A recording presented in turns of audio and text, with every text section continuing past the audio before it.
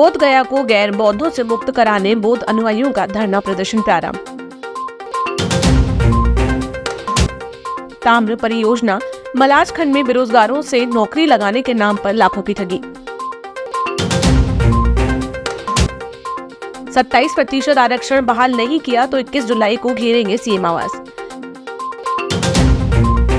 महाबोधि महाविहार बोध गया विहार का प्रबंधन पूर्ण रूप से बौद्धों के हाथ में दिए जाने व गैर बौद्धों के हाथ से इसे मुक्त कराने की मांग को लेकर 10 जुलाई से स्थानीय अंबेडकर चौक में महाबोधि महावीर युक्ति आंदोलन समिति बालाघाट के नेतृत्व में बौद्ध अनुयायियों ने अनिश्चितकालीन धरना प्रदर्शन प्रारंभ कर दिया है। इस संबंध में समिति के पदाधिकारियों ने बताया कि तथागत गौतम बुद्ध की जन्मस्थली से लगा बोध गया, जहां से तथागत को ज्ञान की प्राप्ति हुई थी, लेकिन बोध गया का प्रबंधन संविधान लागू होने के पूर्व से गैर बौद्धों के हाथ में है, जिससे बोध गया का सही प्रबंधन नहीं हो रहा।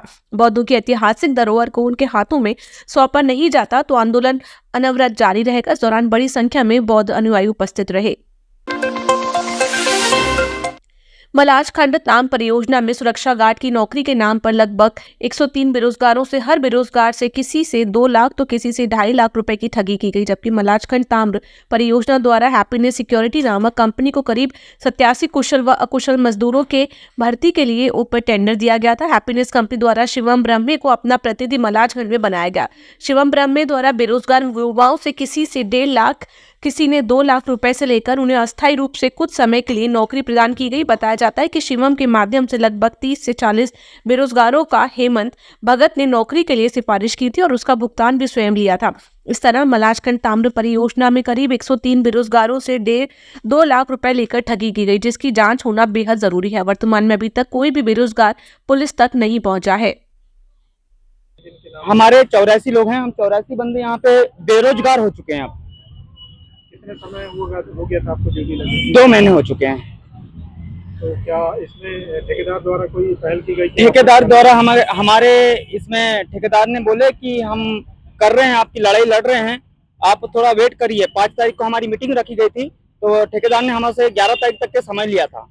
11 तारीख को कोई रिस्पॉन्स नहीं मिला। उसके बाद ठेकेदार जी ने फिर बोले कि हमको 16-17 तारीख तक के चाहिए समय। तो आज 18 तारीख हो गई। जी नहीं, मैं तो रकम दिया हूँ, तभी लगा हूँ। कितनी रकम आपने दी? मैंने 2 लाख रुपए दिया है।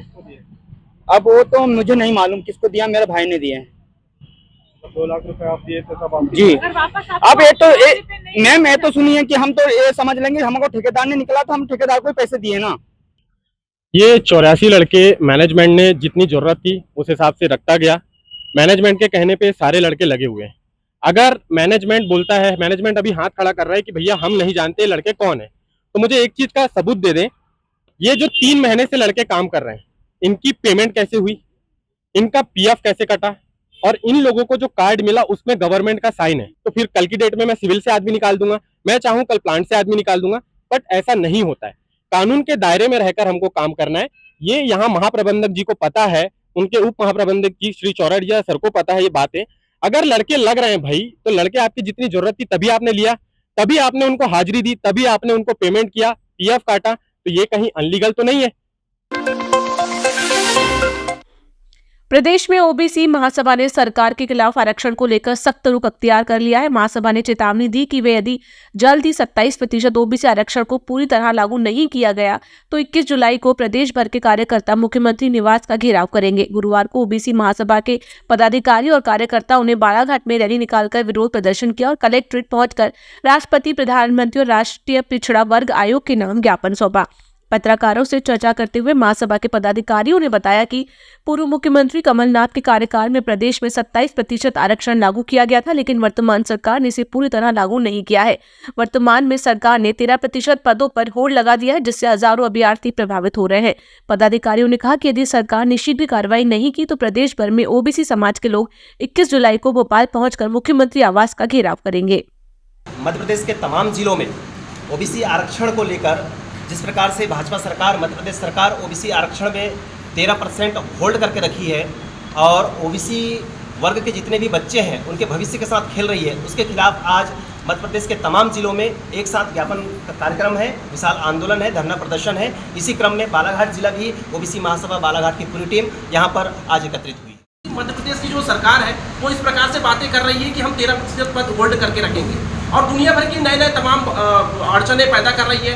और जो अगर हम बात करें तो जो शासकीय अधिवक्ता है वो भी कहीं ना कहीं यहाँ पर विभिन्न प्रकार की समस्याएं पैदा कर रहे हैं, जबकि 13% पद होल्ड होने ही नहीं चाहिए, क्योंकि 27% आरक्षण को लेकर प्रॉपर विधेयक, प्रॉपर अधिनियम, कानून बन चुका है। इसके बाद भी विभिन्न प्रकार की अड़चने लाकर सरकार यहाँ पर अड़ंगे खड़े कर रही है। हम ये चाह रहे हैं कि सरकार वो 13% पद को होल्ड को समाप्त करे।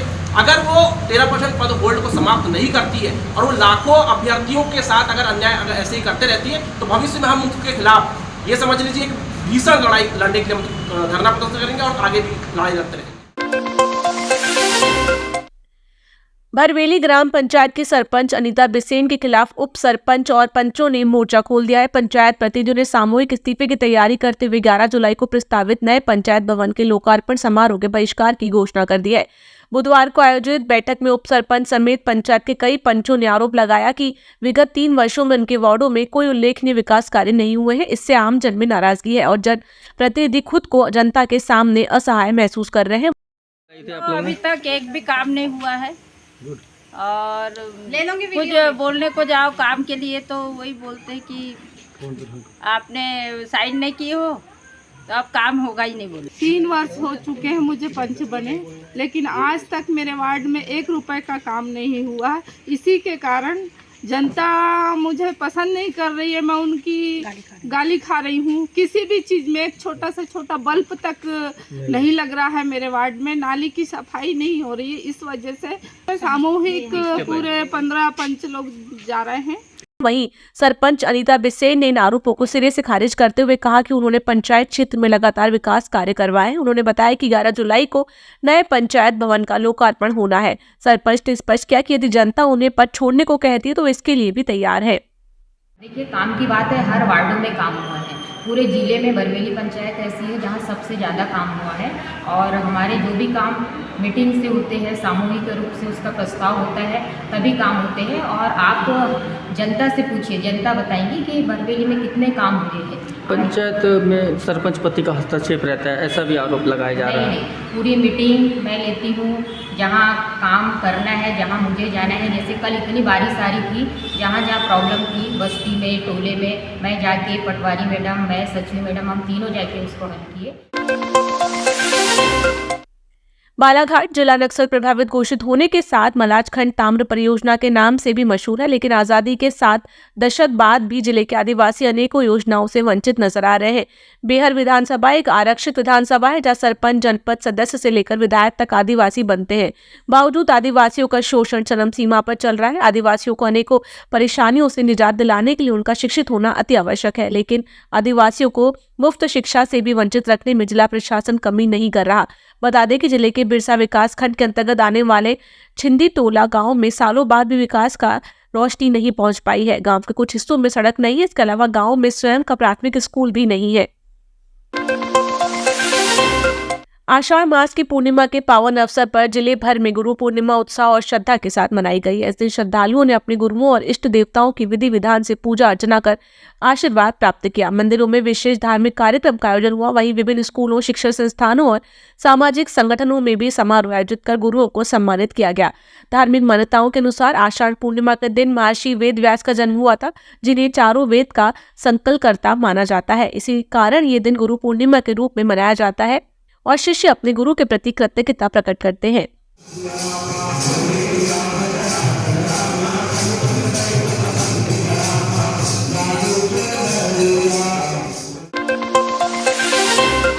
आर्ट ऑफ लिविंग संस्था बालाघाट द्वारा गुरुवार 10 जुलाई को गुरु पूर्णिमा के विशेष अवसर पर हरियाली महोत्सव के रूप में मनाते हुए सर्वप्रथम चेयोगज सुदर्शन किया। वह ध्यान के साथ मोती तालाब स्थित पार्क के तट पर 151 पौधों का वृक्षारोपण कर प्रकृति को स्वच्छ एवं प्रदूषण रहित बनाने का संदेश दिया।